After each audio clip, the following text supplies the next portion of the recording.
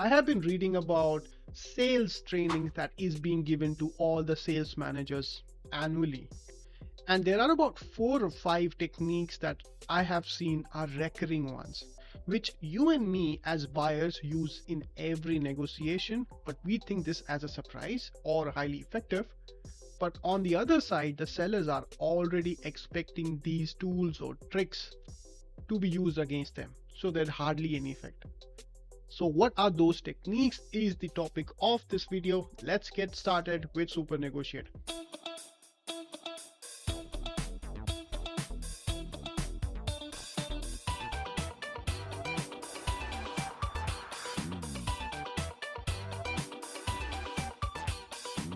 The first one is try to land the first quotation as a feeler technique. In very simple terms, the first quotation that the seller gives to a buyer is not a serious one, rather a feeler to judge the buyer how well the buyer is prepared, whether buyer knows about the markets, the market share, the crisis, the prices, etc., etc. There are some buyers who would jump into the price negotiation, and that's what I'm telling you not to do that. Do not make the first quotation all about the prices. Worst you can do is to not be prepared about the prices you're talking and yet asking for 30% or 40% or 60% discounts. Don't do that, because it shows your weaknesses and it spoils every aspect of the negotiation for round 2 or round 3. So what can you do as a buyer? Gauge the supplier, look for the information that he's asking from you, and then give that information, but selectively, such as, do you want to disclose how urgent your requirement is? So do you want to prioritize urgency or do you want to prioritize price? Second, do you want to indicate to the seller that you can actually considering introduction of the new suppliers, or are you doing a favor, or you are going to work hand in hand with your incumbent supplier to make sure they retain their business share? Now, these are the insights that your suppliers are expecting, and you can selectively give pointers in the first round so that the sellers take you more seriously. So the first quotation is not about the price. That brings me to the second portion of it, which is sellers know that you are going to compare them with other suppliers in a spreadsheet. Why am I mentioning spreadsheet? Because I have a theory around it. Every supplier will try to make my solution is extremely different or much more advanced than my competitor. So you cannot compare apples and oranges, etc., etc. at the end of the day. So they will try to make the whole negotiation process about value enhancement or the business value. You should evaluate me as a package rather than comparing me on BOQ or item level with my other competitor. They are going to make the whole negotiation solution about that aspect. In many of the cases, you will ask the suppliers to explain the proposals or the product they are offering. And at that stage, you have to ensure that your business audience are not getting influenced, and you are able to, let's say, deflect. Again, I'm using the first word, but you are able to deflect the opinion of, at the end of the day, you are going to compare them on apple to apple basis with the other suppliers. That's the point number 2.